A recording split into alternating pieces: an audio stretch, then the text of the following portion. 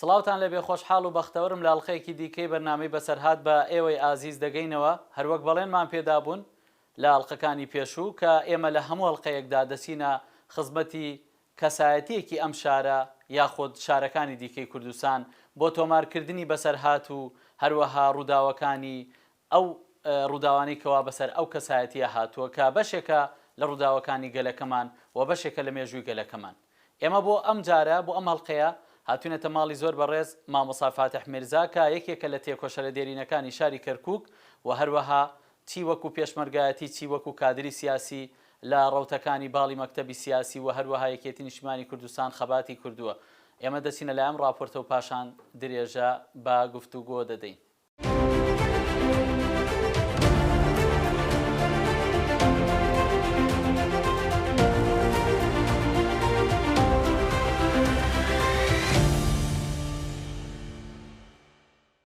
مامۆستا فاتح میرزا خورشید یەکێکە لە تێکۆشەرە دێرینەکانی کورد لە کەرکووک و لە تەمەنی گەنجیەوە پەیوەندی بە ڕەوتی کوردایەتی کردووە و لە سەردەستی تێکۆشەرانی ساڵانی 50 و 60ەکانی سەدەی ڕابردوو پەروەردە بووە و بەشداری شۆڕشی ئەیلولی کردووە.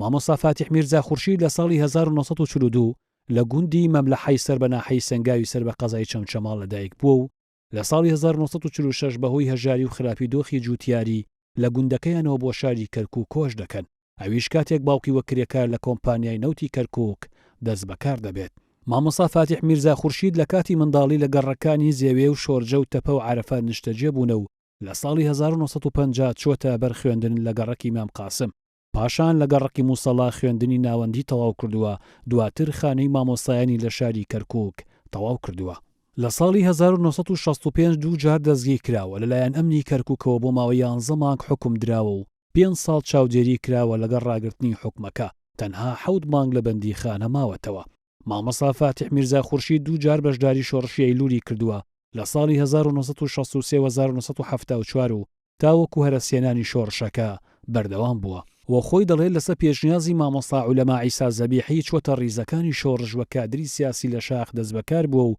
هەفتانە و ڕۆژانە دۆخی سیاسی ئەو کاتە بۆ پێشمەرگەکان ڕوون کردوێتەوە. دواتر لە سەروبەندی سەرەڵدانی ململانیەکانی نێوان ڕیزەکانی پارتی مامۆستا فاتح و هاوڕێکانی لە ڕیزەکانی باڵی مەکتەبی سیاسی ماونەتەوە و بەو هۆیەوە ڕوبەڕووی چەندین ئازار و مەینەتی بوونەتەوە و لە سەردەستی کورد و حکوومەت. لە ساڵی 1967 وەکو مامۆستا دامەزراوە لە ناوچەی باوەنور و کەلار و چەمچەماڵ خزمەتی کردووە. پاشان بەوەی هەڵوێستە سیاسیەکانی لە ساڵی 1975 بۆ شاری ڕۆمادی نەفی کراوە. دواتر لە ساڵی 1984 بۆ شاری سلێمانی گواستراوەتەوە و لە ساڵی 1991 بەهۆی بەشداریکردنی لە ڕاپەڕینەکەی گەلی کوردستان ئاواری وڵاتی ئێران بووە و پاشان گەڕاوەتەوە و لە کەرکووک نیشتەجێ بووە. لە دوای پرۆسەی ئازادی عێراقیشەوە لە ڕێگەی کۆمەڵی ڕووناکبیری و کۆمەڵایەتی کەرکووکەوە درێژەی بە خزمەتەکانی داوە و وەک نووسەرێکیش جگە لە نووسینەوەی بیرەوەریەکانی ڕۆمانی ڕەنجی نووسیوە کە لە دوو بەش پێکاتووە.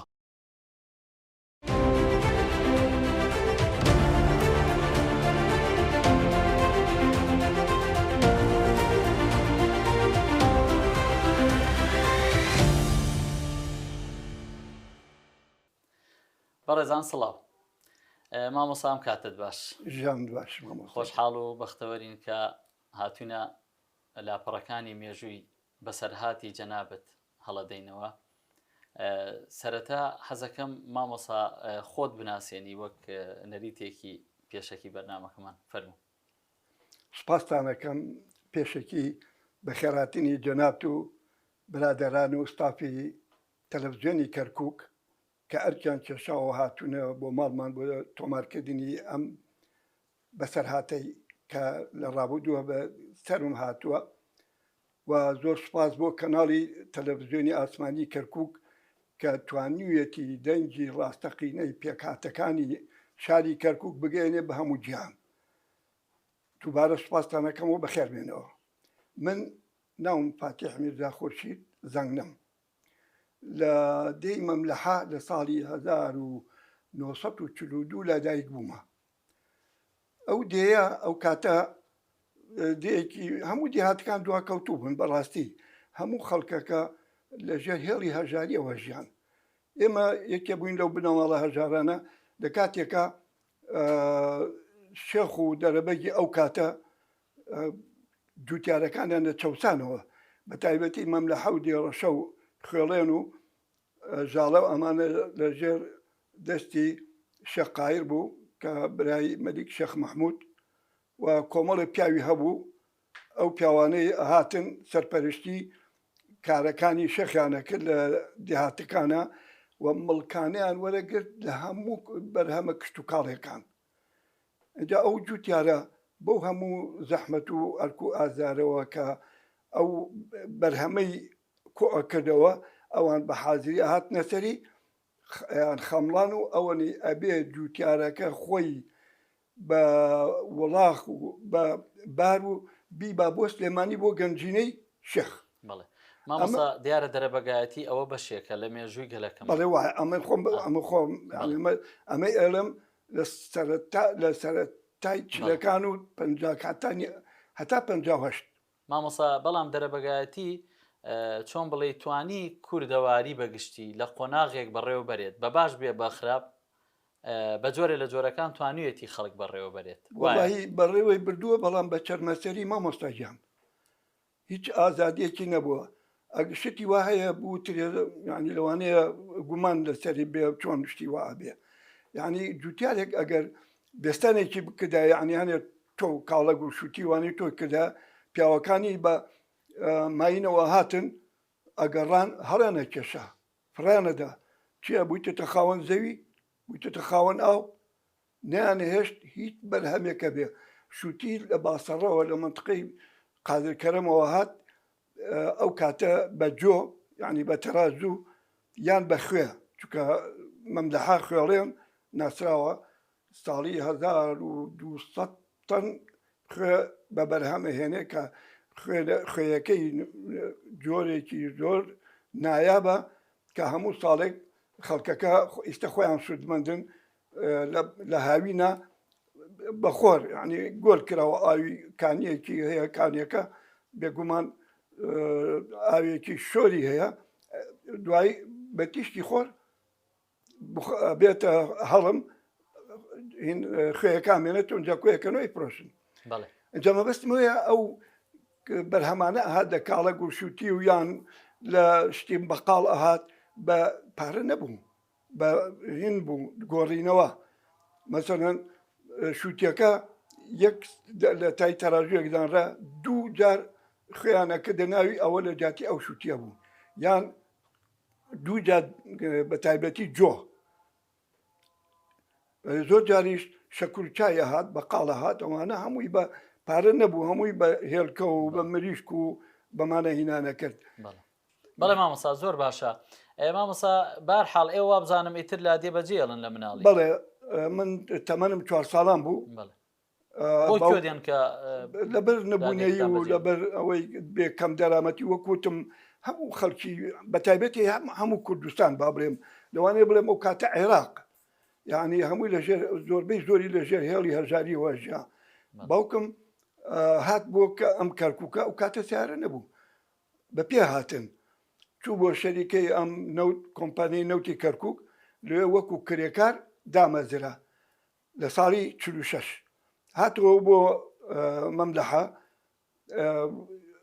ماڵەکەمان هەنێ شتیمان هەبوو لە ئەو وەختە جاجم بوو لێپە کەم بوو لباد بوو ئەوانە لەگەڵ قابوو قاجاق و لەگەڵ ئەوتانەیە ئەمان کە دەبان گۆدرێژ و هەتا چەمچەماڵ هاتین ئێمە مناڵ بووین برا گەورەکە من عمرم 4 ساڵان بوو برا گەورەکەم خوشکەم عمری 6 ساڵان بوو برا گەورەکەم عمری 8 ساڵان بوو جا هەکبیان کردو بەمدی و بەودی و گۆدرێژەکانە یەکێکمان لەم دی یەکێکم لەوری بۆ تایەکەی براکەشم لە باری وەکو سەرباز بڵێن بار هەڵگەشتینە چەمچەماڵ لە چەمچەماڵ لۆری هەبوو لە سلێمانیەوە ئەهات خورما ئەوانیان دەبێت بۆ سلێمانی دوای لێشەوە گەرم و جۆشتیان لە سلێمانیەوە هاوت بە چەمچەماڵە چوونە خوارەوە بۆ باشووری عێراق ئەجا باوکم چاوەڕێی کرد هەتا لۆریە کات وتی ئەشیاکانمان هەمووی هاوردویان وەرنە سەرەوە دیار بوو پڕی نازانم گونیەکان هەمووی معن گەنم و جۆ و گەرمە شام و نیسک و نۆک و ئەمانە بووی ئەو بەرهەمانەی کەوا جوتیارانی کوردستان بەرهەمێنێنە ئەیان فرۆشت ئەو کاتە بەرهەمی کوردستانە چۆ خوارەوە بەڵێ ئەچوو بەڵێ ئەو ئاڵو گۆڕە هەبوو ئەو ئاڵ و گۆڕە هەبوو لەبین با بڵین کوردستان و باشووری عێراق باشووری عێراق زیاتر پێویستی بە کوردستان هەبوو چونکە بەرهەمە خۆماڵیەکانی کوردستان زۆر بەناوبانگ و نایاب بوو ئەوەی هەبێ لە باشوور خورما بوو ناوبە ناو لیمۆیان نەهاوت ئەو لیمۆیە ینی چەند ڕۆژ بەدەستمانەوە بوو هەر بۆنمانە کرد ئەگەر مان خواردێت تۆکلەکان بە دەزوو بە دەرزی نەکرد ئەیان کردە ملیان ئەما چەند بۆنی خۆش بوو ینی ئەوها بوو هەژاری ئەو خواردنەی ئێستا لێرە ئەخورێ لە ژیانمانە لێوێت بە چاو نەمان بینیوە ساوەڕ و دۆینە و قەڕەخەرمان و نیسک و ترشا و ینی ئەم بەڵام بەرهەمی خۆماڵی بووە هەمووی بەرهەمی خۆماڵی بووە هیچ شتێکی ئۆختە هیچی نەک نەبوو تەنها کە لە شەکر ئەهات کە لە شەکرەکە بە هینێک پەتێکەوە هین کراوە بە کاغەزێکی شین ئەوە ئەویش بە گۆڕینەوە مریشک و هێلکە و یان گیشتیان ئەدا لە پێناو باشە زۆر باشە مامۆستا ئێوە کە دێنە کەرکووک لە کوێ نیشتەجێ ئەبن ئێمە بەلۆرەکە هاتین یەکسەر لە زێوێ لای ماڵ عەزەتاغا لەوێ باوکم ئەو وەختە 5-6 ماڵ دەخانوویەکە بووین باڵەخانەیەکی گرت بوو بچووک لەبان ینی بە قوڕ و بە دار و دەستەک بوو ینی بە قامی شۆمانە بوو لە خواریشەوە تقریبەن 5 ماڵی تر هەبوو هەر ماڵێک لە یەک ژوورێکا بوو خواردن خەوتن مناڵ دانیشتن میوان هەموو یەک ژوورێک بوو ساڵی 46 یعنی بەڕاستی کە دێت ئەڵی وەک چووکە یادەوەری ئەو کاتانە زۆر تۆمارەکەی لە مێشکی ئینسانە زۆر بەهێزتر لە لەوەی کە ئێستام تازانە هەموویم لە بیرە کە لە کاتێکا ئێمە لە باڵەخانەکە هەمومان بەیەکەوە نانمانە خوات هەمومان بەیەکەوە خەوتین و ئەو خەڵکەش لە خوارەوە بوو هەر ژوورێک و هینەک قەت مناڵێ لە مناڵێ ناکەوت یعنی هاوسێتی ینی پیا و بڕۆشتە خاو خێزانەکەی بەجێهێز بۆ لای کە هاوچەکەی ئاگاداری بێ و چاوی لێ بێ بەزا خەویستا کە ژیان زۆر گۆڕاوە و کە متمانە زۆر کەم بووە لە ناو خێزانەکە مامۆستا واقعی ئەو سای کەرکووکت بیر دێ یعنی واقعی سیاسی واقعی کۆمەڵایەتی چۆن بوو بڵێ واقعی پێکهاتەکان چۆن ئەژیان پێکەوە واقعی کەرکووک ئەو کاتە ساڵی 50 من چوومە مەکتەبی ئیمام قاسم ئیمام قاسمی هێرە لە زێویە لە پۆلی یەک ئەنجلیەوە ئەچوینە خوارەوە بۆ ئەو دیو لەگەڵ باوکم و دایکمە بۆ بازاری حەلواچەکان ئیتر ئاسنگەرەکان و تورکمان و عەرەب بەڕاستی من عەرەبم نەبینی ئیلا دوای بۆ باسەکەم کە لە مەکتەبی عەبدوڵلا کە لە 53 نەقڵ بووین لەوێ دوو قوتابی عەرەبم بینیەوە عەرەب نەبوو تورکمان بوون تورکمانەکان و کوردەکانیش لە یەکجیا ناکرانەوە لەبەرێ هەم کوردەکان تورکمانیان باشەزانی هەم تورکمانەکانیش کوردیان باشەزانی یعنی بەرژەوەندەکانمان تێکەڵ بوو کەس بیری لەوە ناکردو یعنی مەسەلەی نەتەوایەتی ینی بەڕاستی من وای ئەبینم ئەو کاتانە مرۆڤەکان وەکو لە خەوێک کابن یعنی مامۆستا کەرکووکی ئەو کاتە ئەو گەڕەکانەی کە بیرت مابێت کە هاتنە کەرکووکەوە سەرەتا ئاوا چەند گەڕێک هەبوو تقریبەن لە کەرکووک جگە لە زێویە جگە لە زێوێ طبعاً ئەمە ئیمام قاسم عاشور سیار پاسە کۆنەکان هەبوو بۆ سلێمانی ئەڕۆیی و عارەبانە هەبوو عارەبانەکان دوو بارگیر ڕایانەی کێشە خەڵکی سوارە بوو بۆ بازار سیعانە دەفلسیانەدا ئەیانی برد بۆ بازار و لێیان ئەهاتینەوە جا وەکو گەراج وا بوو هەم لە یادگار هەبوو هەم لە چایخانەی عاشور من هەموویم خۆم بە چاوی خۆم بینیمە ئەوانە گەڕێکەکانی تر طبعاً گەڕێکی ئیمام قاسم و زێویە هەتا لە ئەم مەکینەی بەفرەکە بوو ئیتر لەمە بەملاوە چۆڵەوانی بوو هەتا ئەم ئیسکان کە کرا لە 58 بە دواوە کرا ڕەحیماوە دێک بوو دوور لە شارەوە ڕەحیماوە ئێمە لە دوای کە چوونە تەپەی مەلا عەبدوڵڵا باسیەکەم لە 53 لەوێش یعنی خەڵکەکە وەکو براوە بوو هیچ جیاوازیەک نەبوو دوای شۆرجە طبعاً ئەو باسەکەم کە هاتی ماڵیشمان هاتە شۆرجە کۆڵانەکانی زۆر وەکو ئێستای چۆن یعنی ئەوەی زیادە ڕێوەکانە کرێ هینە تەنزیمێکی تاریە لە ڕۆی کۆڵان و جادە و ئەمانەوە هەمووی قڕ و خشت و دار و دەستەک بوو لە قۆریە هەبوو قۆریە لە ئەحمەداغا ڕۆیشتین لەوێ تورکمانەکان لێبوو ینی کوردیشی لێبوو زۆر بەڵام تورکمانەکان دوکاندار بوون لە قۆریە لە ئەحمەداغا بە خوارەوە ئەحمەداغای ئەوێ کە ئەچوینە خوارەوە دەم لە شەوە گەڕێکی شوان هەبوو هەمووی کورد بوو گاورباغی ئەوەختە کەرکووک زۆر ناسراو بوو بەهێن بە زەیتون یعنی دا زەیتونێکی زۆر زۆر هەبوو لە گاورباغی لە خوارەوە یعنی بەرهەمی ئەو کاتە نەمانەزانی تەوان ئێمە مناڵ بووین بەرهەمی ساڵانەی زۆر زۆر بووە بەڵام دوای هەمویان بڕیەوە بۆ کرا بە خان و بە جادە و بە ماڵ و بەمانە قەڵا کوردی زۆری تیا بوو ماڵی مامۆستا عەلی ماڵی جەلال کەریمی ڕەحمەتی شەهید جەلال ینی برای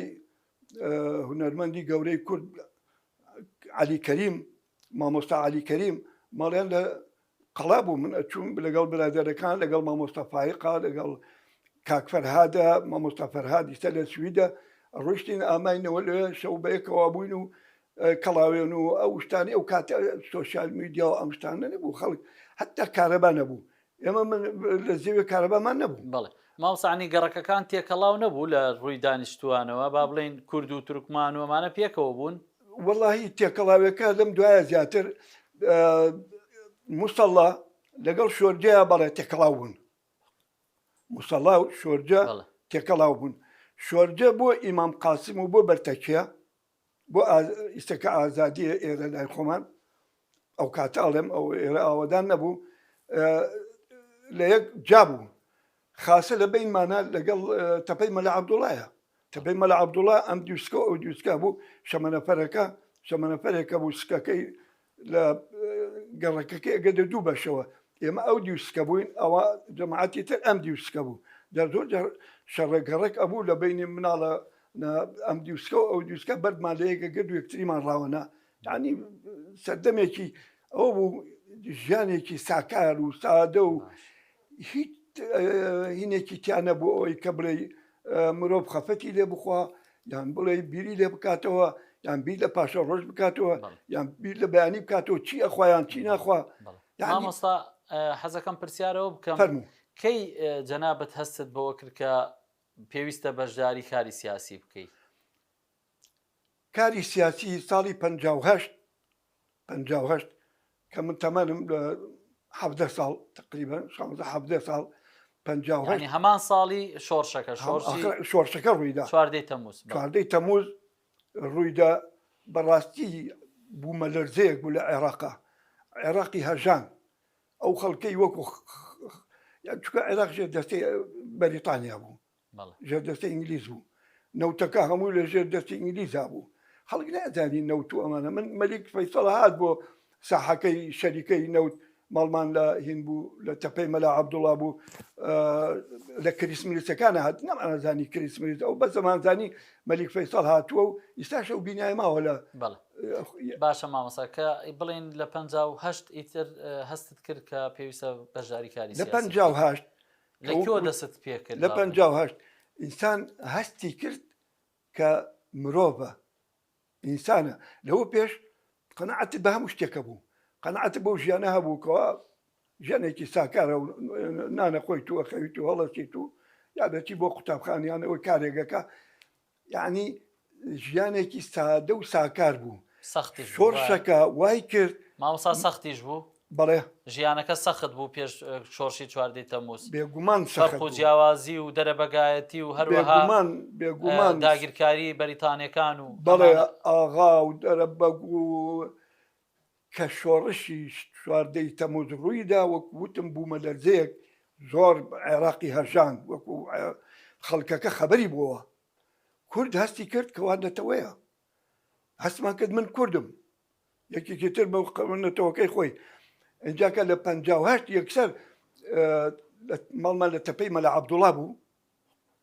چایخانەیەکە بوو چایخانەکەی دەرۆش عەبدوڵا لە پێش هەموو شتێکە لاوان دروست بوو یەکێکی لاوانی کوردستان دەفتەرێک گەورەواندا نابوو لە بان هێن تەبلەی چای هەبوو لە چایخانەکە هەر کەسی هاتی ناویمانە نووسی ئەمە یەکەتی لاوانی کوردستانە دوایەوە یەکەتی قوتابیانی کوردستان ئەنجاکە لە 59 من چوومە حزبەوەکو ئەو کاتە تەنها پارتی هەبوو لەگەڵ شوعەکان لە 58 دەبوودی گرنگیان بینی بەڕاستی ینی ئەو کاتە بربەرەکانی لە نێوان پارتی و کە ئێمە هەمومان پارتی بن ئەو کاتە سەرکردەکان مام جەلال بوو عومەر دەبابە بوو شەهید عەلی عەسکەری بوو حلمی عەلی شەریف بوو مەلا ئیسماعیل مەلا ماتۆر ئەم تێکۆشەرانە ئەمانە ئەندامی لجنەی مەرکەزی پارتی بوون ئەنجاکە ئێمە کە چوومە حیزبەوە تەبعاً لەگەڵ برادێکە مامۆستا ئەحمەد عومەر لەوانەیە بیناسی خوا ئەفریقا ئەمری خوای کرد بەیەکەوە ڕۆیشتین بارەگاکە لای ئوتێلی شەرق الەوسەط بوو پێش ئەوە لە لای هین بوو لای ئێستا ئەو خواردنگاکەی هین ئەمەی لای مزگەوتەکە نەژدەیەکە بوو لەو بەرەوە ئێستا لە شارع جومهوریەوە ڕەتبی لای بڵێن سوق مەرکەزیەوە لێی بەملاوە ئەلویا بوو بینایەکی کۆن بوو ئەنجا بەڕاستی یعنی هەستمان بۆوە کرد کە ئیتر ئەبێ ئێمە گەنجین و ئەبێ هەوڵ بۆ ملەتەکەمان بدەین و چونکە هەموو ملەتێک بە خەبات و تێکۆشان ئەگاتە ئامانجی خۆی مامۆستا کێ ئەو کاتە ڕۆڵی هەبوو لەوەی کە ئێوەی کەس بکرد بۆ با بڵین بۆ حزبایەتی و بۆ کاری سیاسی ئەچینە لای ناوبڕێک دوای ئەوە حەزەکەم درێژە بەو گفتوگویانە بدەین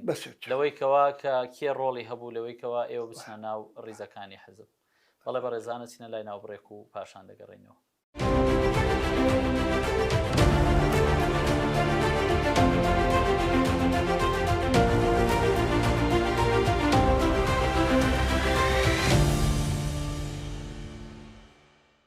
دووبارە سڵاو بەر لە ناوبڕەکە پرسیاریەوەم کرد ئەو کەسایەتیە سیاسیانی ئەو سەردەمەی کەرکووک کێ بوون ڕۆڵیان هەبوو لەوەی کەوا گەنجانی کورد بەشداری کاری سیاسی بکەن مامۆستا کێ بوون ئەو کەسایەتیە کوردانی وڵی بە پلەی یەکەم شەهید عەلی عەسکەری قوتابی بوو لە سانەوی کەرکووک ئەو بەر زۆر زیرەک بوو زۆر شۆڕەجێر بوو یعنی دایمە قوتابیان لە دەوری تەڵان لە ئێمە گەورەتر بوو ئێمە لە ابتیدایی بووین ئەو کاتە لە سانەوی بوو لەوێ و ڕۆڵی گرنگی هەبوو لە کاتی ئەوەی کە قوتابی بوو لە دوای ئەوەش کەوا مەسئولیاتی کەرکووکی وەرگرت کە مەسئولیاتی کەرکووکی وەرگرت بوو بە مەسئولی حەزب لە شاری کەرکووک لە ساڵانی 1970 تا 70 تقریبا پێش هەفتە مامۆستا عەباسوان بوون ئەو لە ساڵی 65 جا بینەسەر ڕووداوەکانی 59 بەڕاستی بەکرێگیراوانی شەریکەی نەوتی کەرکووک کە سەر بە ئینگلیز بوو ئینگلیز بەرژەوەندەکانی لەدەستدا بوو لە عێراقا بە تایبەتی نەوتەکە لەدەستدا بوو پیلانی ئەگەڕا بوو ئەوەی بارودۆخی ناوی ئەم شارە کە پێکاتووە لە کورد و عەرەب و تورکمان و کرد و ئاشور و ئەمانە بە تایبەتی بینی کورد و تورکمان لە ساڵی 59 پیلانێکیان گێڕا تەمان گومانم لەوە نییە من خۆم ئەو کاتە گەنج بووم عمری تقریبا 18 ساڵ بوو و چاک لە بیرمە کە پیلانی شەریکەی نەوت دوای کرد یعنی کرێگیراوان و سیخۆڕەکانی ئینگلیز کە دەستیاندا بەهۆی بەکرێگیراوانیانەوە بەڕاستی کارەساتێکی گەورەیان دروست کرد بەرامبەر بە پێکهاتەی تورکمان کە قەدرێکی زۆر گەورە بوو و یعنی دش بە مڕەڤایەتی بوو ئەوەی بە چاوی خۆم بینیومە یعنی بەڕاستی کە ناوێنێرە زوڵم ئەو پەڕی زوڵمی گەورە بوو لەو پێکاتەیە کرا لە کاتێکە کە خستیانە سەر کورد دەکات ئەو کورد دەستی لەوەیان نەبوو ئیلا ئەوانەی کەوا سەر بە سیخوڕ و ئینگلیز بوون. ئیتر ئەوە بوو بەهۆی ئەوەی کە ئەو کارە ساتە دڵتەزێنە لە شاری کەرکووک ڕۆبدات و ئەو ڕووداوانەی 59 کاریگەری نەخستە سەر ئێوە سەر پەیوەندی پێکهاتەکان لە مەکتەب و ئەمانە ڕنگدانەوەی نەبوو زۆر پەیوەندی هەبوو. ئێمە قوتابووی بووین لە سانەوی موسەڵا لە دوای 59 پاشەوەی ئەو کارەساتە گەورەی ڕوویدا هەندێک لە تورکمانە توندڕەوەکان ئەوانیش کۆمەڵێکیان هەبوو کە ئەیانوش تۆڵە بسەنن، بەڵام تورکمانی پێکاتی تورکمانی ئەتیادی شتەکان ئەزانی کە دەستی کورد نەبوو، دەستی بێگانە و دوژمن بووە. اینجا ئەوان بەڕاستی شەڕیان ئەفرۆشت و ئێمە کە لە مەکتەب دەرەچوین بە چاقۆ و بە دار و بەمانەوە چونکە لە موسەڵا سانەوی موسەڵاگە جەنابەتدی بێتێت لێ هاتین بۆ بازاڕەکەی لای سەرەوە بڵین بۆ لای پردەکەوە. ئیتر ڕاستەکەی متمانە نەما لە بینی هەردوو نەتەوەیە. متمانەکە نەک لە بازار، لە بازار هەر یەک بووین. ئەچوتە بازار لێرە لەم دوکانە شتێک دەکەڕی تورکما بووی چیتەوە کەتر کورد بۆ چیتەوە کتە، بەڵام تەنها لە هەندێک توندڕەو هەبوو کە ئەوانیش وەکو چۆن سیخۆڕەکانی کۆمپانیای نەو ڕۆڵیان بینی، ئەوانیش هەندێکیان دەستی دەرەکی بە تایبەتی تۆڕانیەکان هەوڵی ئەویان دە تۆی دووبەرەکی لە نێوان کورد و تورکمانە بچێنن و تا ڕادەیەکی کەم سەرکەوتوو بووتیایە. مامۆستا ئەی ڕۆڵی حزبی ئەو کاتە مەسەن ڕۆڵی سیاسی کورد ڕۆڵی نەبوو لە دامرکاندنەوەی ئەو ڕق و کینە و فیتنەکە؟ وەڵاهی ڕۆڵی حەزب بەڕاستی مەسەلەکە ئەوەنە گەورە بوو. دوایی هەمیشە حکوومەتەکانی کەرکووک لە سەرەتای یعنی لە سەردەمی مەلەکیەتەوە تا گێتە ئەمڕۆ ئێمە لە شاری کەرکووک چەوتاوە بووینەوە بەدەست حکوومەتەکانی تا ئەم دقیقە گەڵ جەنابتەبێکەوە قساکەین. یعنی حزبەکانی توانایکی ئەو توان نەبوو کە ڕۆڵێکی گرنگ ببینن، هەوڵیاندا بە تایبەتی قیادەی پارتی ئەو کاتە یەکە بوو لەوانەی کە مام جەلال، یەکێ بوو لەوانەی عومەر دەبابە کە خۆی هەرچەنە کۆیی بوو بەڵام لە کەرکووک بوو، مەلا ئیسماعیل مەلا عەبدوڵڵای ئیسماعیل یعنی مەلا ماتۆر. یعنی ئەم نوخبانە هەوڵیانەدا زۆری شەوریاندا کە ئەو فیتنەیە و تا ڕادەیەک توانیان و خەڵکەکە تا ڕادەیەک لە بیران چۆوەکەوە. مامۆستا ئەگەبینە سەر کەسایەتیە سیاسیەکانی ئەو کاتە زۆر باس مامۆستا عولەما ئەکرێ، باسی بەڕێز عادل عزت ئەکرێ، باسی عەلی عەسکەری ئەکرێ، ئەمانە لە کەرکووک باسی واکرێ کە ئەمانە قوتب بوون لە بواری سیاسی. هیچ یادەوەریەک تێ لەگەڵ ئەو کەسایەتیانە؟ مامۆستا عولەما بەڕاستی پیاوێکی تێکۆشەر و پیاوێکە دووبارە نابێتەوە. یعنی ڕۆڵێکی هەبوو لەم کەرکووکە کوردایەتی و حیزبایەتی مامۆستا عولەما بەڕاستی پەروەردەی کرد. ئێمە هەمووی پەروەردەی ژێردەستەی مامۆستا عولەماین و کە لە 1960 ئێمە چوینە دەرەوە داوامانی کرد من لەگەڵ کاک ئەحمەد سەلام لەگەڵ جەبار عەبدوڵڵا کاک جەبار عەبدوڵڵا جەبار ئاسۆ لەگەڵ شەهید جەلال کەریم شەهید فەیزوڵڵا ئەمانە بانگمانی کرد بۆ سەنگاو، بانگمانی کرد بۆ سەنگاو شۆڕشی یعنی 63 هەرایەکە بەعس هاتووەتە سەر بەعس بەڕاستی حیزب نییە، بەعس دوڕندن، یعنی شێوازی حیزبایەتی هاتیان نییە، ئەوان ئەڵێ زۆری نەبوو کوژن لە پێناو کەمینەیە. ئەنجا مامۆستا عولەما هەموو ئەم شۆڕشی تەطعیم کرد یا با بڵێن و توربەی کرد بەم عناسرانە کە ئێمە ئەندامی دینی پیشەی بووینە ناو شاری کەرکووکە، حیزبمان بەڕێوا برد. من کرام بە ڕابەری سیاسی لە لای عەشیرەتی ئیسماعیل عوزێریەکان کە تێکۆشەر و شەهید مەجید ڕۆستەم و حاجی برایمی چەرمەگا کە پیاوێکی تێکۆشەر و ڕئیس عەشیرەت بوو، ئیسماعیل عوزێری عوسمان عوزێری کە شاعر ئەو یەکێ بوو لەوانە من بوو من ڕابەری سیاسی لەوێ شەهید جەلال بوو بە ڕابەری سیاسی لای کۆخەسمە هین کاک جەبار عەبدوڵڵا جەبار ئاسۆ بەڕاستی مرۆڤێکی کورتپەرۆر و بنەماڵەیەک کۆبوونەوەکانمان زۆربەی زۆری لە ماڵی کاک جەبار عەبدوڵڵا بوو جەبار ئاسۆ یان هەموو کۆبوونەوەکانمان یعنی جارێکیان ئەوەنە لە خۆ بردوو بوو خۆی و لەگەڵ خوشکە گەورەکەی کە ئەوە شانازیە تەمان بۆ ئەو بنەماڵەیە لە بەغاوە ڕۆیشتن بەیاننامەیە حیزبان هەوڵدەوە بە نهێنی لە ڕێگەی سامەڕاو هاتنەوە هەوڵیان بۆ کارکووکی مەکتەبی سیاسی ئەنجا ئەو بوو بە ڕابەری سیاسی لە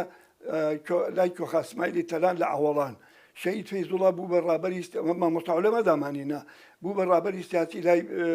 هێزی ڕزگاری لای کاک عادل عەزەت مامۆستا ئەحمەد سەلام بوو بە ڕابەری سیاسی لای حاجی قادر لە ناوشوان مامۆستا زۆر باشە باسی ئەگەر باسێکی عادل عەزەت و هەروەها عەلی عەسکەری بکەیت کاک عادل عەزەت بەڕاستی پیاوێکی شۆڕەجێر و ئازاوی ئێستاشخوا ئەمری درێژکە ئێستاش ماوە ئێمە لە 62 چوین بۆ لای بە دیێنی تەمان هێشتا نەبووینە پێشمەرگە ئینسانێکی زۆر زیرەک و ئازا و جەربەزە جا من لە بیرۆدەکانمە کە نووسیمە باسی هینەکەم باسی گرتنی شەمەنەفەرەکەکەم من خۆم بەشدار نەبوومەوە چاویش نەمبینیوە لەبەر ئەوە بە گێڕانەوەی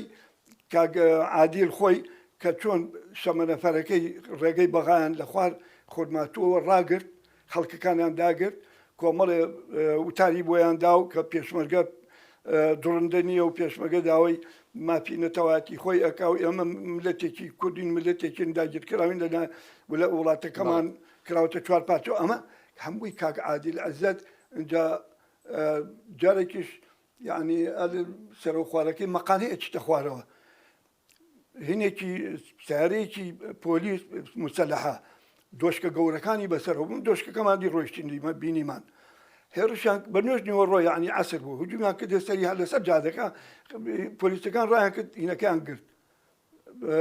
جێبەکەیان کرد و ئەو وەختە چەک کەم بوو ئەم ماوزەڕ و ئەم سێرپیر و ئەم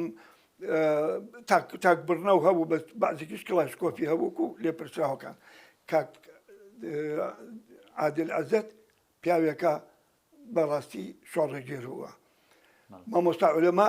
من هەموو جارێ ئەڵێمە چەندە لە بەرنامەکە تۆزێم پێویست بوو مامۆستا عولەما لەبیر نەچێتەوە پێویست بوو مامۆستا عولەما لە هەموو شار و شارۆچکەیەکە پەیکەرێکی بۆ بکرایە ئەوە لە پیاوێکی مەزون و پیاوێکی ئازا و خزمەتی ئەم شارێک کردووە یعنی چەندە بێڵم ناتوانم مافی خۆی بدەمێت لە هیچ شێوەیەکەوە حتا حزبەکەمان حەلکردوتی ناو من بنووس من ئامادە نیم بەشدار بم لە هەڵوەشاردنەوەی حزبەکەیە مامۆستا ئەگەر بینە سەر تەوەرێکی دیکە کە ئەویشەوەیە کە ڕاستە خۆی شۆڕش لە ساڵی 1961 لە دژی حکوومەتی عێراق ڕاگەێنرا شۆڕشی ئەیلول بەڵام لە ساڵی 63 خەڵکێکی زۆر لە کەرکووک پەیوەندیەکا بە شۆڕشەوە بۆ ساڵی 63 ساڵی 63 بەعسیەکان لە 8 شوباتە ڕۆژی جومعە بوو لە بیرمە کودەتایەکیان کرد بەعسیەکان بەسەر عەبدولکەریم قاسمەوە بۆ عەبدولکەریم قاسمیان کوشت و جەماعەتی دووباتە لە ئەحرار و ئەمانیان هەمووی کوشت هاتنە سەر حکم وەکو دوڕندە نەگوەک حەزب لە پێشە کەوتنە گیان شوعەکان بەیانی سیانزە شتە لە بیرەوەرەکانی حزبی شوعیە هەیە بەیان سیانزە زۆر بەناوبانگە بۆ جینۆسایدکردن و ئیبادەکردن لە ناوبردنی شوعەکان بوو ئەمە مەرحەلی یەکەم بەوە دەستیان پێ کرد دوڕندەکان دوای ئەوە ئەمجا دەستیان کرد بە ڕەشبگیر لە هەچەنە ساڵح یوسفی ئەو کاتە بەرقەی لێدا و بروسکەی لێدا بۆ باسیەکان و پیرۆزبایلیان کرد و باسی کە هاوکاری هەردوو شۆڕشی کورد و شۆڕشی عێراق و ئەمانە ئەو قسانە نایخوا لای باسیەکان دەستیان کرد بە ڕەشبگیر ئەو کاتە ئێمە لە بەغا بووین بۆ بەیانی هاتینەوە هەرچی گەنج هەبوو لە گەڕەکە کوردیەکانە لە سەتانەوەی گیرا بوو ئێمە هاتینەوە هەموو حرس قەومی بەڵاوی کردبوو لە ناو شارە خانووی جمهوریەکان هەر لە جەبەڵبۆرەوە خانووی جمهوری خانووی بە قوڕ خشت کرا بوو بەنی بە قامیش و بە حەسیر گیرا بوو خەڵکی نەدارا وەکو چۆنی تاێنە چوونە ناوی زیاتر لە 5,000 خانوویان ڕوخان حتا پشت ڕاحیماوە وەختە ڕاحیماوە کوتم دوور بوو لە کەرکووکەوە هەمویان ڕوخان خانوانە مامۆسایی کورد بوو وایە هەمووی کورد بوو تورکمانەکان هەندێکیان بەداخەوە بوونە حەز قەومی من خۆم بینیانم برادەریشم بوو لە مەکتەب ئەنێ ڕۆڵیانم بەدڵ نەبوو بەڵام ئەوەکانی تر بەڵێن نیشتیمان پەروەەر بوون ئەنجا بەعسیەکان ئەم دوڕندەیانیان کرد لیژنەی ناوچە دەرچوونە دەرەوە کاک محەممەد جەبار و بەڕێزان مستەفا کرێکار و ڕەوف عارف وەمانە دەرچوونە دەرەوە مامۆستا عولەما چوە دەرەوە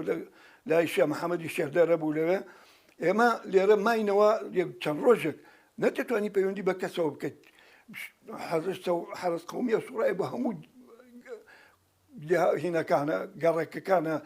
هەموو ماڕێگایان ئەپشکنی ئەوەی هین وایە ئەیان گرت ئەوەی بڵێن گەنج بێ و حتا پیر هەبوو ئەیان برد جا ئەم دوڕندەیە ئەم باسیەکان وای کرد قاندازێکی زۆری بۆ شۆڕشی کورد هەبوو خەڵکانێکی زۆر چوونە دەرەوە لە تاوگیانی خۆیان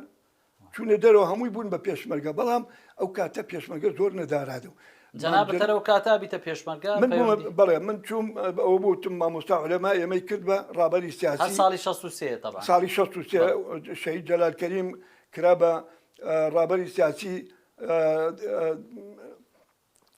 ئەم چەند کەسە ئێمە یعنی کۆبوونەوەمان بە لقەکان ئەکرد یعنی لقی پێشمەرگە لقەکەی ئێمە جر ڕۆستەم لە ئەشکەوتێ بووین لە گەبا بە دیوی سووداشە پاڵی داوەتە هینەوە تاسوولجەوە ئەشکەوتێکی ینی نەتەتوانی تووسکەی ئاگر شەوان دیار بێ یەکسەر یان تۆپێکیان تێگەت یان بڵێن هاوانێک لەناو ئەشکەوتەکە بووین بە ڕۆژیش پێشمەرگەکان دەرچوون بۆ جەولە من وەک ڕابەری سیاسی ئەمانمەوە تەنزیماتم لە ناو هینەکەی کرد باسی حەزبم بۆیانە کرد و 4 دەستە بوو لقەکە هەر دەستەی بوو بۆ شانەیەک خۆم کۆبوونەوە پیانە کرد هەموو ڕابەرێکی سیاسیش ئەبواە مانگانە وتارێکی بۆ لقەکەی بدایە هەموو لقەکە دانیشتن هەر هەمویان ئتر ئەو ڕابەرە سیاسیەکە من خۆم یەکێ بووم لەوانەی باسی کوردایەتی و باسی شۆڕشەکانی پێشوو بۆچی لە ناوچوو هەچە لە گەنج بووین ئەو لە معلوماتمان مامۆستا ڕۆڵی کەرکووکیەکانی ئەو کاتە لەناو شۆڕش چۆن بوو بەڕاستی کەرکووکیەکان شۆڕشیان بەخێو کرد ئێستا حکوومەت و هین حزب بەخێوەکەن ئەو کاتە حزب کادرەکان لە ناو شار ئابوونیان کۆکردەوە پیتاک لە پیاوە کورتپەروەکان وەکو مەخزەن ڕەشید وەکو ئیخوان ئەچوونە لایەن وەکو زۆر لە دکتۆرە بەڕێزەکان کە کورد بوون بە دزیەوە پیتاکیان لێ وەرەگرت و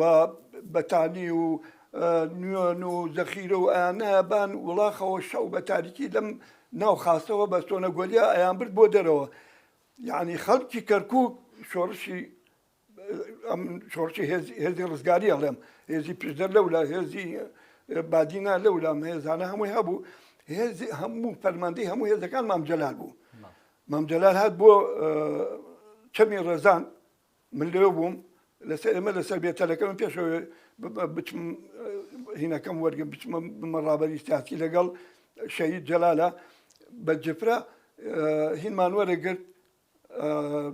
بە مۆرس بەرقیە لە پیرمامەوە پیرمان مەکتەبی سیاسی لێ بوو لە بارەگەی بەرزانیەوە قوتە بارەگەی بەرزانی 3 کەس بوون کاک مەسعود و کاک ئیدریس و زەلامێتر هەبوو حەمەی عەزەدووەمیان پێوت لە خەڵکی سلێمانی بوون ئەم سیادە بارەگەی بەرزانی بوون مام جەلال بە تەنیا پەیوەندی بە تایبەتی بە خوالێ خۆش بوو مەلا مستەفاوە هەبوو 63 و قازیفەیەکیشم بینی مام جەلال زۆر زیرەک و ئازا و یعنی بە عەرەبی ئەیانوت لەولەب ینی چۆن شتێک قورمیشەکەن ئەو پیاوە یعنی هەڵسوڕێنەری شۆڕشەکە بوو من قازیفەیەکم بینیم کە مام جەلال چوو بوو لە دەرەوە ئیتر لە ڕێگەی ئێرانەوە ئەمە زیاتر ڕۆیشتنە دەرەوە قازیفەکە تقریبا بڵێم 5 ئینج ئەبوو ئەدوشتایەوە پێشمەرگەی کە دەشتشانی 3 گولە تۆپی لەگەڵا بوو عەدەد تۆپی هەبوو ئەیان نایە باشانەوە دیش بە دەبابە بوو ئەوە دەوری بینی لە معنەویاتی بەرزکردنەوە معنەویاتی پێشمەرگە و ڕوخاندنی معنەویاتی جێشی عێراقی و جاشەکان. ئەنجا مام جەلال بەڕاستی یەکێ بوو لەوانەی کە هەمیشە دووبارە نابێتەوە چ لە شۆڕشی ئەیلول چ لە شۆڕشی نوێی گەلەکەمان کە ڕۆڵی گرنگی بینیوە و ئەو هۆکار بووە بۆ سەرکەوتنی ملت و ئەم بەرهەمەی ئێستای کە کورد لە باشوورە هەرچەنە بەکەم و کوڕیش بە بەداخەوە ینی هەندێک لە سەرکردەکان و لێ پرسراوان وان لێکرد کە هەندێک خەڵک گلەی و گازندەی هەبێ ئەو کاتە مام جەلال یعنی بنیاتنەری ئەم ئازادیە بووە. مام جەلال ئەیوت سەکوویەک دابنێن بە ئەوە بوو هەمومان بینیمان بە شێرکۆ بێکەس و بە جەماعەت وتی لە باخی گشتی لە سلێمانی سەکوێ دروستکەن قسە بکەن ڕخنە بگرن لە پێشەوە لە من دەست پێ بکەن لە مام جەلالەوە دەست پێ بکەن. ئێستا بە مەسئولێکە ڕخنێکی لێگریە ئەگەر لێت قبول ناکە هیوا هەیە ئەگەر نەیارێت بێ لەوانێت تیرۆرێکە یعنی تا ئەو ڕادێ یعنی ئازاد ئەو کاتە ڕادەربرین ئازاد بووی بە هەر شێوەیەک تۆ مام جەلال ئاخر مەرحەلە تۆ قسە بە مام جەلال بکەی تەواو لەمە ئەگەر لێستەوە تا مانگێکی تریش باسی مام جەلال بکەم بە مام جەلال ڕۆڵی تەواو نابێ. ڕۆژە لە ڕۆژە من مەکتەبێ من هەندێکی پێ کردووە مفاوەزاتی مەلاوی جەلالی چۆن دروست بوو لە ساڵی مامۆسامیست پرسیارەوە بکەم ئەو لە یەکترازانەی کە لە نێوان باڵی مەکتەبی سیاسی و باڵی سەرکردایەتی بۆ دروست بوو هۆکارەکەی چی بەڕاستی گەنجانی ئەم سەردەمە و زۆربەی خەڵکەکان ئاگایان لەو هینە نییەکەوە ئەو لێکترازانە بۆچی بوو. عەبدولسەلام عارف پیاوێکی تونڕە و عەرەبێکی شۆڤێنی لە ساڵی 65 لە ساڵی لە دوێنێ دوایەوەی کودەتاکان کرد و هین بەعسیەکانی بەعسی نەما یان زەمان حکومی کرد بەعسی دەوڵەندەکان عەبدولسەلام عارف کۆمەڵێ مەلای بە جوبە و عابە و بە قورئانەوە نات بۆ لای بەڕێز ئەحمەد بەرزانی براگەورەی خوا لێ خۆش بوو مەلا مستەفا. خەڵک ئەم ڕاستیانە نازانێ ئێمە ڕابەری سیاسی بوون هەموو معلوماتەکانمان لە حیزبەوە بە تەواوەتی بۆ ئاهات و بۆ پێشمەرگەکانمان باسە کرد. ئیتر مەلاکان وتویان لەگەڵ بەڕێز ئەحمەد بەرزانیە براگەورەی خوا لێ خۆش بوو مەلا مستەفا قسەی لەگەڵا کرد ئێمە برایەکەن و ئیسلام نابێ ئیسلام بکوژێەوە ئێمە ئامادەین ئەو قوتابیانەی دەرکراون بیانگەڕێنینەوە ئەو کرێکارانەی لە شەریکەی نەوت دەرکراوانیان گەڕێنینەوە زمانی کوردی تا پۆلی 56 بخوێندرێ و بەندەکانتان بەڕەڵاکەن و هەندێک لەم هینانیان هاورد دایان بە ئەحمەد بەرزانی. بەڕێز ئەحمەد بەرزانی ئاگاداری خوا لێ خۆش بوو مەلا مستەفا کاتەوە ئەڵێ ئەبێ بەم نقاتانە ڕازی بی. حزب ئاگای لێ نییە خەڵگەڵێ مەکتەبی سیاسی مەکتەبی سیاسی هەرموو حزب لجنەی مەرکەزی علی عەبدوڵڵا و نووری شاویست و هەر هەمووی لە جەماعەتی بڵێن مام جەلال و ئیتر هەتا دیتە خوارەوە سەرکردەکان نانان دوور و درێژە هیچی ئاگای لێ نەبوو. وەختێک کە خوا لێ خۆش بوو مەلا مستەفا ئیمزای ئەکات ئەو ڕێککەوتنامەیە حزب بە گشتی نەک مەکتەبی سیاسی هەمووی دژی وەستانەوە وتیان چۆنە بێ بەم بچووکانە ئەم شۆڕشە بۆ نەکراوە کەم ئەم داخوازێ بچووکانە جێبەجێ بکرێ. لێرە هەڵەیەکی گەورە کرا ئەبێ ئینسان ڕاستگۆ بێ لە وتن و بیرەوەریە. حزب یعنی لجنەی مەرکەزی تقریبا 25 بۆ 30 ئەندامی لجنەی مەرکەزی بوو لەوانە علی عەبدوڵڵا نووری شاویست و هەر ئەو هینەکانی کە لە قیادەی دوای پارتی بوون بڕیاریاندا خوا لێ خۆش بوو مەلا مستەفا سڕکەن تەجمیدیکەن. ئەمە هەڵەیەکی گەورە بوو بەڕای من لەو کاتەیە ساڵی 64 نەبوو تقریبا 65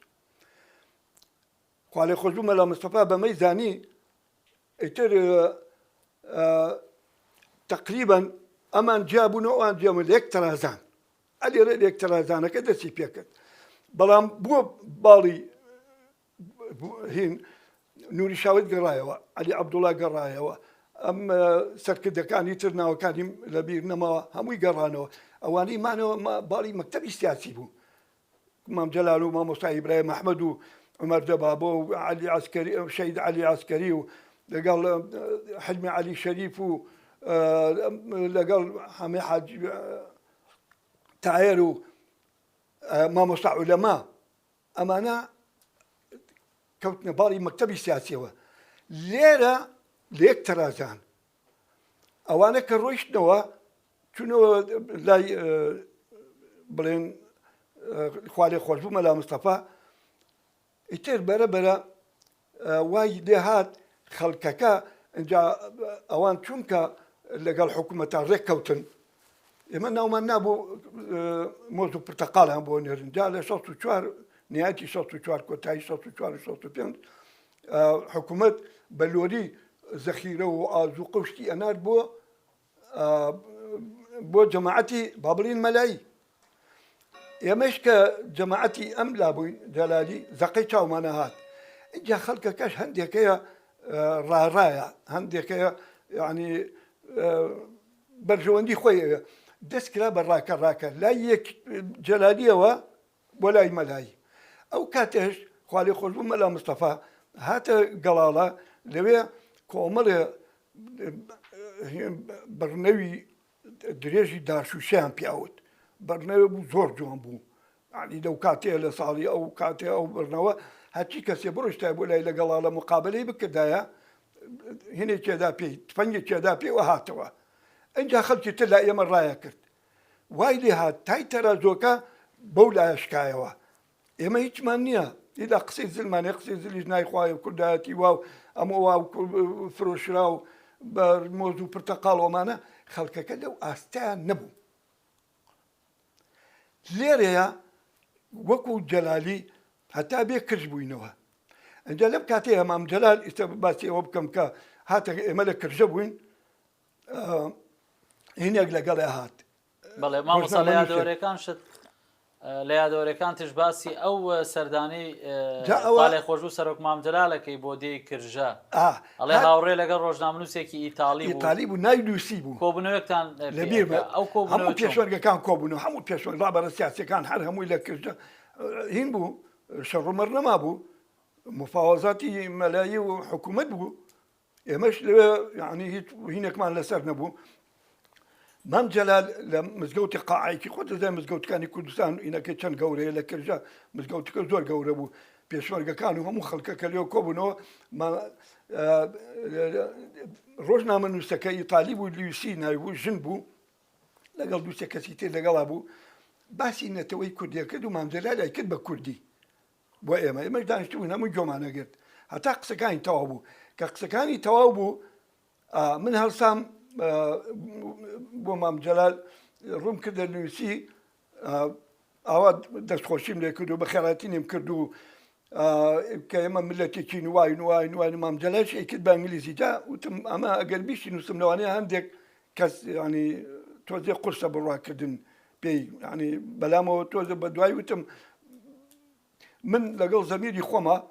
و ئێستا شێڵێمەوە ئەوانەی کە بیرەوەری ئەنووسن ئەبێ ڕاستگۆ بن لەگەڵ خۆیانە هەر کەسێ ڕاستگۆ نەبێت چاواشەکاریە جەنابە دەگەرینەکەی من بخوێنیتەوە بزانی هەندێکی ناڕاستەوە کەیتری وازی لێنی چکڵێ ئەمە باسی بتوڵات و باسی ئازایەتی وینی خۆیەکە وەکو قارەمانێک بەڵام نە تۆ نەهامەتیەکانت ئەبێ بڵێ ئەگەر هەڵەت کردووە ئەبێ پێ بە هەڵەکانە بنێ و داوای لێبوردن بکەی ئەگە پەیوەندی بە خەڵکەوە هەبوو ئەگە پەیوەندی بە ملەتەوە هەبوو بیرەوەری ئاستەکەی ئەگۆڕێ لە هاوڵاتیەکەوە بۆ لێپرسراوێک بۆ لێپرسراوی سەربازیەک بۆ لێپرسراوی حیزبێک بۆ لێپرسراوی هەرێمێک یا دەوڵەتێک باشە مامۆستا حەزەکەم کۆتایی ئەم بەشە بەوە کۆتایی پێبینین باڵی مەکتەبی سیاسی چی لێ بەسەر دێ لە کۆتاییە لەوێ باڵی لە شاخ لە شاخ خوا لێ خۆش بوو مەلا مستەفا خۆش نابوو لە حیزب ئێمەش بەناوی پارتیەوە ئیشوانە کرد هەر پارتی دیموکراتی کوردستان بووین بەڵام پێمانەوەترە باڵی جەلالی ئەوە دفتر خدمة ماوى كتسريح بوما حسب كتاب الحزب الديمقراطي الكردستاني لبين قوسه جماعة جلال يعني بالرسمي وتانو سلو دفتر خدمة ماوى يما وكو جلالي كل جوابو لما بربرة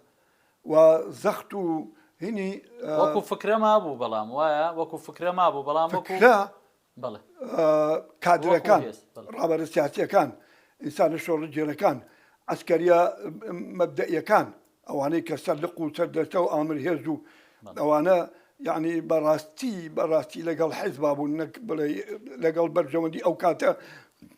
بڕۆشتی تایە شتێکی سێرە چەنەماوەکە نازەم چەنەوەیانە هەندێک لە برادرانمان کە ئێوارە لەگەڵمان بوو بەیانی ئەڕۆیشت ڕای کردبوو ڕۆیشت بۆ گەڵاڵە لێ بڕنەوەکە هاتەوە زۆر ناموو بوو جامانێکی سووریا بەستەوە ئەوە کردژە و تەڕەمادەیەکەوە دیارین یەکتریمانە بینی دوایی ئەمە حزب بەیاننامەیەکی دەرکرد بە عەرەبی اتفاقية مشير برزاني الصلح أم استسلام مشير عبد السلام عارف مشير بو جاب عربي بو منو خوالي خوش بو عثمان عزيري شاعر كان بيك ودانشتين لكرجة كل ما بكودي ينزل لا بربو يبيش ما دانش يمر خنتوا كاسة جوشي بين هذا انجا خوالي خوش بو ملا مصطفى بربره يرشي هنا يعني بيشمرقة كاني ملاي هاتن أو كاتا منو شيء فيز الله هاتي نو بو كركوك سيطر كرابو هاتي بو دكتور هموما لبيرم شو لشد الله كادر كانوا رابر سياسي كانوا أو ملا ناسيح وجماعة ملا ناسيح مسؤولية ما بو هي رابر سياسي كان بو هموما جيل ما خوارد بو لشد الله ملايي هرشي هنا لا يسودا شوا لم لا شوا شو ما بدأ سوى بلاي دابان بدابان أسر كان بو أودي بو هلا دونو قابلون لو بو كاني ماسيو لو بو ماوت أو ما بدأ سوى بو ما بو إنجاك خوالي خوشو ملا مصطفى كهي رشي هنا إما جيل ما خوادو لو كاتيها علي شهيد علي عسكري هاد في أو قهرمان أو باوركي أو هي زي الشهيد علي عسكري اللي بو حكومة شجرية كد هجومنا كد بو جاية كعلي عسكري فرمانديتي أمر هي زيتي هات يمي كوت بيشمانو جا قصة خوش لحي الجاني هين خفتي نزانيوتشيا دم ببيكنين بقالتو قب سلماني خذ بو بلي دابانا يعني زور سخته لو دي وبرد ما رويشتين لقالها شوينا كاني ماسي لأمر قوم ما ينو ماوي دواي أمر قوم شدلا أم دا شوينا كاني ماسي لا قابلونو هلا دونوانو منو فيز الله رحمتي هاتي نو بنا وشار سيطر كراوتو برسالو منستيرنيا هاتي نو بو دكتورو دواي وتمانا قرينو لو كاتي تو بو كركوك هات مو بو كركوك بو بلام اي بالي مكتبي سياسي شتا ايرانوا بديا استوى بس كم انت يمل كركوك وين بداخل كاغذ كي مامزلاد نما ولا واني مامزلاد يك بي كاغذ نوسي بو رابر سياسي كان بو منو بو كاك بيزول نو شاربوين